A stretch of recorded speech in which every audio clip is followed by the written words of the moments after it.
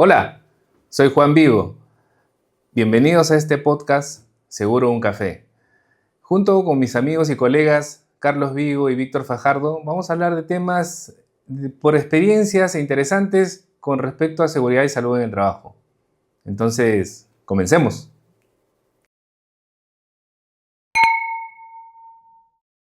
Hola, ¿qué tal? Nos encontramos nuevamente en el tercer episodio de Seguro un Café. El día de hoy tocaremos un punto importante que es el I+C o Identificación de Peligros y Evaluación de Riesgos, requisito también establecido por la normativa legal peruana y la ISO 45001. ¿Qué opinas tú, Juan, de cómo podemos implementar o establecer un I+C dentro de nuestra organización? Bueno, tú mencionaste dos puntos importantes. El primordial es nuestra ley. Bueno, si te das cuenta, en todos los temas que vamos a tocar, estamos poniendo como prioridad lo que legalmente en nuestro país prima. No deja de ser excluyente el tema del I+C. Indica que tiene que haber una identificación de peligros, la evaluación de los mismos y qué controles vas a colocar en las actividades que van a realizar en los procesos o subprocesos de la empresa o el sector en el que estés uno laborando.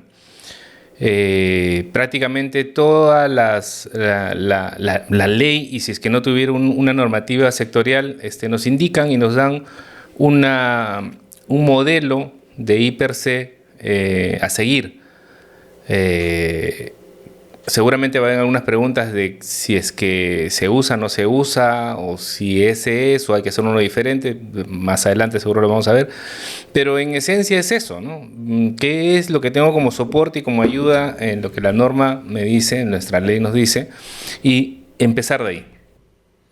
En lo personal, yo considero que en cuanto a el I+C o la identificación de peligros, evaluación de riesgos y establecimiento de controles, como también se llama, ¿no?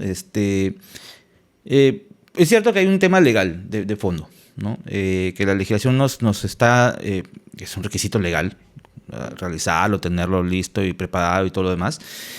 Que también la normativa se hizo, si en caso como organización decidimos ir a esas certificaciones, pues también nos lo piden como parte de los requisitos para estas certificaciones. Pero yo creo que tenemos que ir un poquito más allá, ¿no? Justamente lo que venimos conversando en los en los episodios anteriores es enfocarnos más a temas preventivos, ¿no? Irnos un paso de repente más adelante de lo que la norma nos dice para precisamente asegurar la salud y el bienestar de los trabajadores, ¿no? Entonces, en lo personal, yo siempre cuando he trabajado, mi punto de partida, incluso yo le llamo mi partida de nacimiento de mi obra, mi proyecto, mi unidad minera, lo que fuera, es mi I+C. ¿Por qué? Porque yo tengo que trabajar para evitar o prevenir accidentes o lesiones o enfermedades.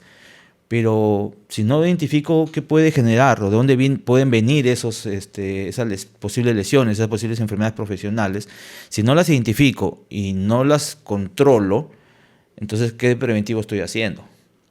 Y ahí es donde entran estas herramientas. Cierto lo que tú mencionas, Juan, que ya hay formatos preestablecidos a nivel de normativa peruana, ¿no? Entonces,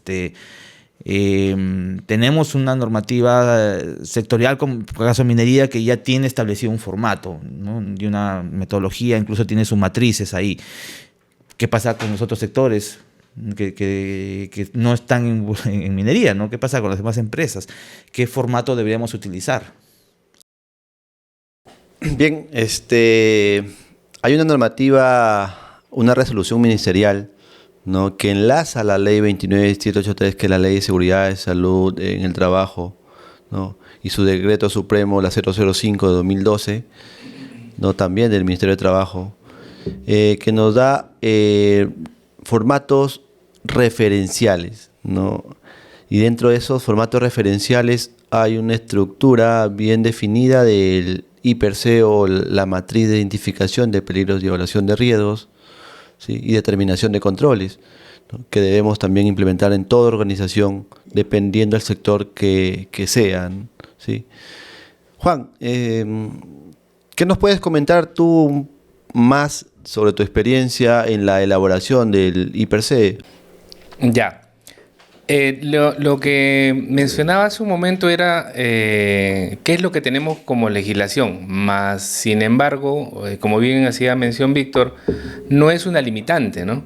Para poder tener un documento bien analizado, justamente con el objetivo de evitar lesiones, ¿no? Como hablábamos en el capítulo anterior, si tengo una política bien definida, con compromisos, que el objetivo o el eje en el que nace esta política es la persona, el IPRC justo viene trasladándose a hacer lo mismo. O sea, todo lo que vaya a colocar ahí es justamente para evitar que ocurra un evento o una persona se lesione. El IPRC justamente es eso, para identificar qué cosa tengo enfrente, a qué me expongo, para poder tomar controles. Algo que yo quería tocar también es algo que lo que tú mencionaste, Carlos, con respecto a la resolución ministerial 050, ¿no? del Ministerio de Trabajo. Es cierto que es una norma que tiene formatos referenciales y quizás el título de esta norma, de esta resolución, pueda generar confusión, ¿no? Porque en el título mismo dice de los formatos referenciales obligatorios. Entonces, el referencial se puede interpretar como que si gusto lo tomo, si no, no. Pero la siguiente palabra, obligatorio, es que tengo que tomarlo sí o sí, ¿no? Entonces, poco para ayudar a de repente a aclarar, no sé, a lo mejor yo mismo genero más confusión en mi explicación, pero el tema de referencial está enfocado básicamente a empresas que no tienen un sistema de gestión propio y que no tienen una idea clara de qué implementar, cómo hacerlo, cómo llevarlo. Entonces, tomo como referencia esa norma.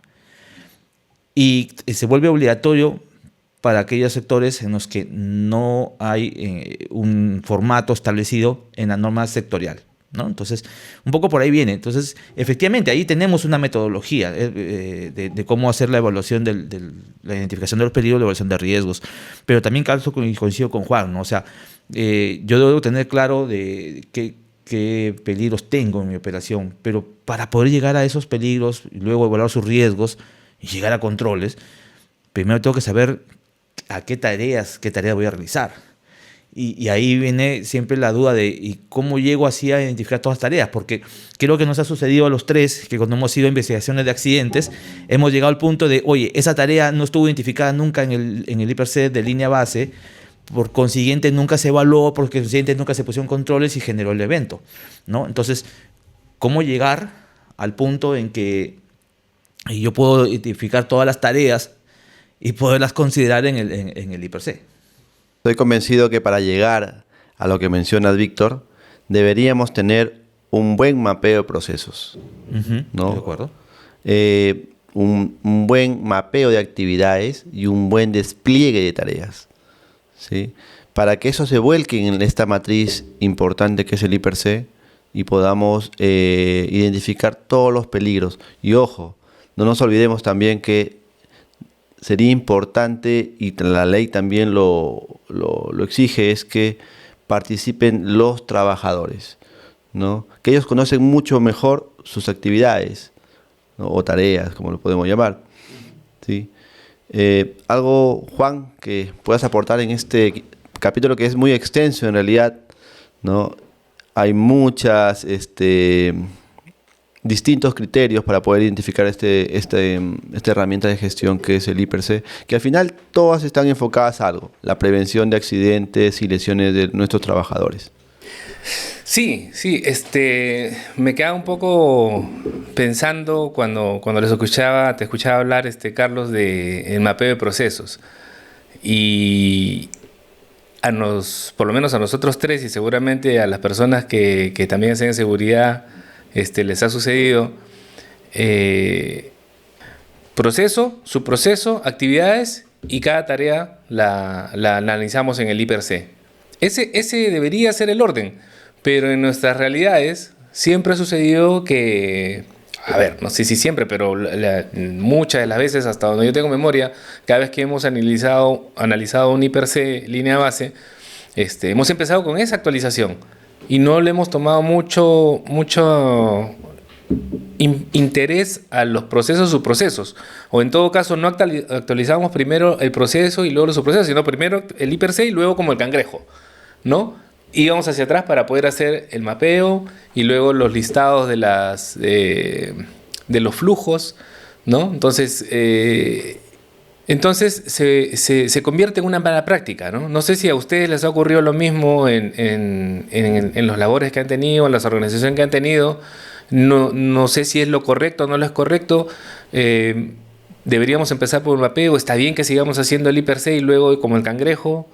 Mira, yo voy a reforzar un poco lo que tú mencionas, Juan, empezando con esto. Carlos decía que la legislación nos pide la participación de los trabajadores. Y no solamente la legislación, también me parece que las ISO también están pidiendo esto, ¿no? Y que en realidad sería una muy buena práctica, ¿no? Yo creo que sería una excelente práctica sin esperar que nos lo pida como requisito las normativas, ¿no? Entonces, pero bueno.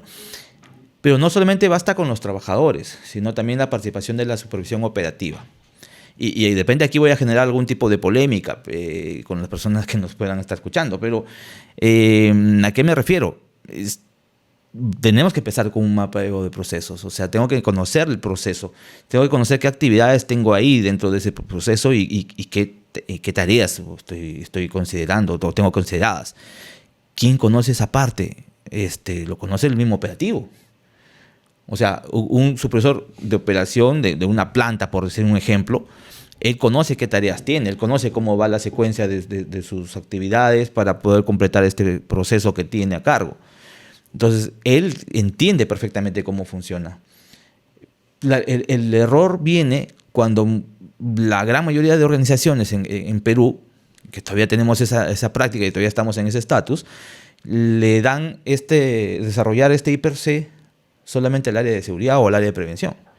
Ellos en su oficina se sientan, desarrollan esta matriz y ellos no son los especialistas de las tareas, de los procesos. Entonces, como no son los especialistas, muchas veces pasa lo que comentábamos en el episodio anterior, copian, pegan de otras organizaciones y empiezan los errores, empiezan los vacíos, ¿no? Entonces, me estoy saltando algunas tareas o estoy obviando algunas actividades, no las considero, y en esta línea que tú decías de cómo lo voy evaluando de actividad, tareas, y luego por cada línea voy desarrollando, empiezo a obviar, porque no soy el especialista. Entonces, tiene que haber necesariamente la participación de la gente operativa. La gente operativa que conoce cómo funciona su proceso, sus actividades, qué tareas tiene, ellos tienen que dar. Ahora, el trabajador que me va a aportar, el cómo hago la tarea y el qué peligros tengo cuando yo como trabajador estoy expuesto en el lugar de trabajo, a qué me estoy exponiendo. Él sabe, él sí tiene, el trabajador tiene la capacidad de identificarlo y te lo va a decir. Y en ese momento, ya entre el operativo, el trabajador que va a desarrollar la tarea, el operativo que conoce el proceso y las tareas, y el prevencionista o el de seguridad, que puede asesorar en qué controles implementar, se va a llegar a un buen punto preventivo, ¿no? Sí, Víctor, efectivamente, me cuelgo de lo que mencionas, ¿no? El trabajador y los supervisores, pero no solamente ellos, sino estoy convencido de que para poder identificar una matriz legal con todos los peligros que puede haber en una tarea, debemos tener un comité multidisciplinario o un equipo de trabajo multidisciplinario donde involucre el médico, el higienista, el supervisor operativo, los trabajadores, ¿no? Entre otros que creamos conveniente nos pueden aportar para elaborar esta herramienta de gestión que es el I per se. De acuerdo contigo, tiene que ser un equipo multidisciplinario que va a variar en función de la tarea que voy a evaluar o de la actividad que estoy evaluando. No en todos voy a necesitar de repente la participación del médico, pero hay tareas que sí. No sé, se me ocurre, tareas que involucran fuentes de alta temperatura como hornos. Oye, sí necesito la participación de repente de un médico, de un ingeniero en higiene industrial, que me den alguna información adicional de cómo controlo esa alta temperatura y cómo voy a prevenir que el trabajador se vea impactado, ¿no? Si voy a hablar si voy a evaluar tareas de actividades eléctricas, pues necesito un especialista en energía eléctrica. No puedo apostar por alguien que nunca hizo ese trabajo. O sea, necesito necesariamente a alguien. Entonces sí, estoy de acuerdo contigo con los equipos multidisciplinarios, pero sus integrantes van a variar en función de qué actividad estoy evaluando, ¿no? Y es que si retomamos nuevamente cómo debería iniciarse el proceso, o con el IPRC o con el mapeo, vamos a ver la importancia que debe tener el mapeo. Ahí vamos a identificar qué procesos y quiénes van a ser las personas que van a ser los líderes o los protagonistas en el análisis de este IPRC. De ahí vas a saber qué personas van a estar, no sé, pues para poner un área, de repente fundición, ya que tocas el tema de trabajos en caliente, trabajos con hornos. Seguramente el gerente de procesos o el superintendente de procesos, quien lidere esta área, va a ser el que esté como protagonista de este análisis de IPRC, más algún supervisor y definitivamente una persona que esté en esa área de fundición, ¿no? Pero la importancia de ver este mapeo de procesos la estamos conversando justo ahora y analizando, ¿no? No, quizás esa práctica de actualizar el IPRC y esté a cargo bajo la responsabilidad de seguridad haya nacido justamente por eso, ¿no? Porque no se responsabiliza a la persona que es líder de ese área para hacer esa actualización, que sería lo correcto. No estamos sacando al prevencionista o al ingeniero de seguridad de esa ecuación del análisis del IPRC de línea base. Solo que no debería liderar cuando es un tema que alguien que conoce mucho más es el que debe liderarlo, ¿no? Y ahí es la participación del ingeniero de seguridad.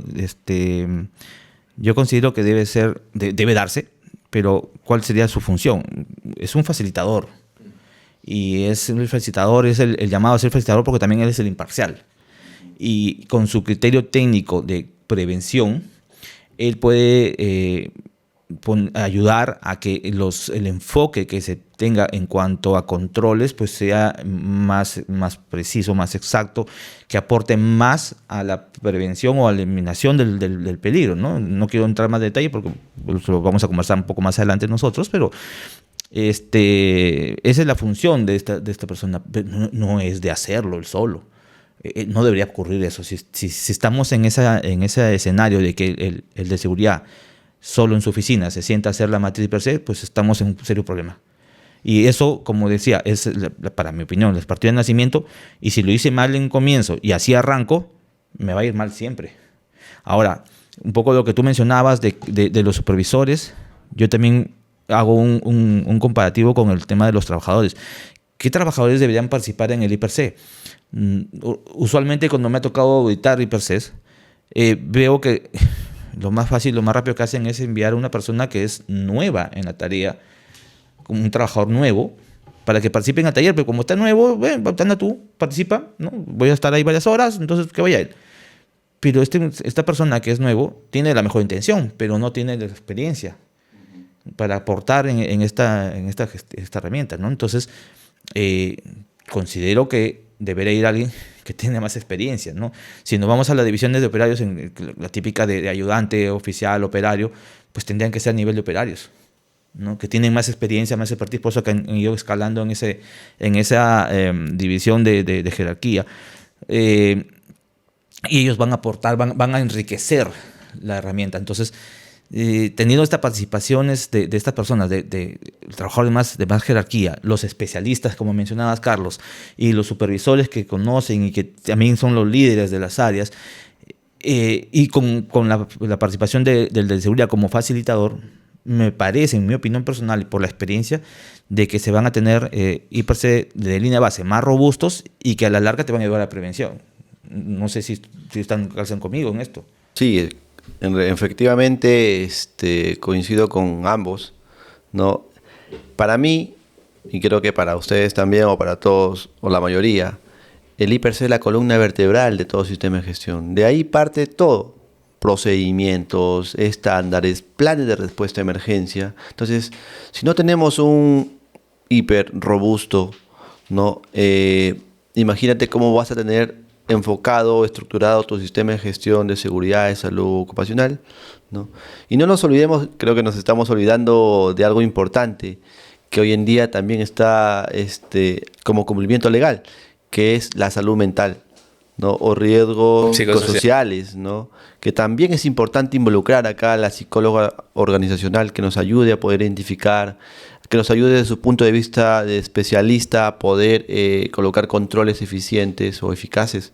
Sí, mira, y quizás voy a hacer un paralelo con las investigaciones de eventos. Cuando ocurre un evento, ¿quién debe participar? La gente que conoce, ¿no? El de seguridad también va a estar ahí, como bien dice Víctor, haciendo como facilitador o un asesor. En el IPRC, si es que quiero que sea robusto, yo debería colocar la persona que más conoce sobre el tema. Si es una, si son dos, si son tres, si es un trabajador, bueno, un trabajador, si necesito dos. En un área seguramente hay varios subprocesos y por cada subproceso creo que lo más saludable sería colocar un trabajador que conoce ese subproceso, ¿no? La norma no llega hasta ese punto, ¿no? Te dice que debe haber una persona que participe, pero si queremos que sea robusto, que la gente que conoce el tema, lo que están analizando, participe. Y obviamente el facilitador, que es el prevencionista o el ingeniero de seguridad, también va a estar ahí, ¿no? Un poco más que para el fondo, para la forma. Y no solamente la persona que es nueva o que tiene un poquito más de tiempo. Quizás no le estamos dando la importancia que debería tener ese documento, ¿no? Algo que también que nos pasa cuando hacemos los IPRC, sobre todo en línea base, es que miramos el proceso como una visión más macro, digámoslo como que en una vista general, ¿no? Entonces, ocurre de que en los diferentes sectores de las industrias donde vas a trabajar, el entorno puede ser cambiante. Podemos tener entornos que son los mismos todos los días, ¿no? Una industria donde están todas las máquinas ya prediseñadas, preestablecidas y a lo mejor el entorno no es tan variante. Pero en un proyecto de construcción es muy cambiante, ¿no? Más aún si tienes frentes en simultáneos, es mucho más cambiante. En una operación minera, en una operación pesquera, son escenarios que van cambiando día a día. Entonces, el IPRC línea base te va a ver la visión general, pero no te está mirando este cambio del entorno. Pero al tener el cambio de entorno se están presentando nuevos peligros, nuevos riesgos, ¿no? Entonces, ahí siempre yo digo, ¿y cómo vamos a controlar esa parte? ¿Cómo llegamos a tener control en el entorno día a día? En distintos rubros, ¿no? Tenemos distintos tipos de IPRC. Por ejemplo, en la minería hablamos del IPRC continuo, ¿no? En el de construcción mucho se usa el ATS, ¿no? Que es también un IPRC, ¿sí? Para la actividad o tarea que vas a realizar. También podríamos usar un IPRC línea base específico, pero la intención es la misma. La intención es identificar los peligros que me pueden ocasionar eventos dentro de los trabajos que puedo ejecutar. Claro, en el país le hemos dado diferentes nombres, ¿no? ATS, IPRC continuo, PST, o dependiendo del sector o dependiendo de la organización. Le hemos dado, pero creo que coincidimos en que, más allá del nombre que le damos a esa herramienta, tener una evaluación, una herramienta de gestión que me permita la evaluación diaria del frente de trabajo a partir de mi IPRC línea base, porque por eso se llama línea base, pues a partir de ahí es que yo tengo que ir evaluando y estableciendo controles. También evaluar el entorno cambiante, ¿no? O sea, si queremos llegar a un buen punto de prevención, creo que por ahí podemos ir. Por eso es importante también mencionarlo, ¿no? Que la normativa nos indica, el IPRC no es una herramienta monótona o que lo elaboro a inicio de guardia y me va a servir para todo el día, porque como dice Víctor, las condiciones pueden cambiar, pueden variar. Entonces, es una herramienta viva que debemos estar usándolo o mejorándolo dependiendo las condiciones del ambiente que pueden darse en ese momento, ¿no? Por eso es antes, durante y hasta después de las actividades que realizamos. Tiene que ser una herramienta viva, ¿no, Juan? Sí, estaba pensando un poco en que cuando nos escuchen estos términos de hiper-C línea base, hiper-C continuo, el hiper-C específico, el ATS, entonces ¿cuál hago? ¿No? Lo importante en realidad es hacerlo, para identificar qué cosa, a qué me estoy exponiendo, ¿no? Sin embargo, de repente en algún momento sería bueno explicar un poquito cuáles son las diferencias entre estos términos que hemos utilizado, que causa confusión seguramente, en otro momento, ¿no? Lo importante, insisto, es hacer un análisis de a qué cosa me expongo para poder hacer algo al respecto y tener controles. El objetivo es simple. Ok, gracias Juan, gracias Víctor, gracias a todos por acompañarnos en este nuevo episodio de Seguro un Café. Salud.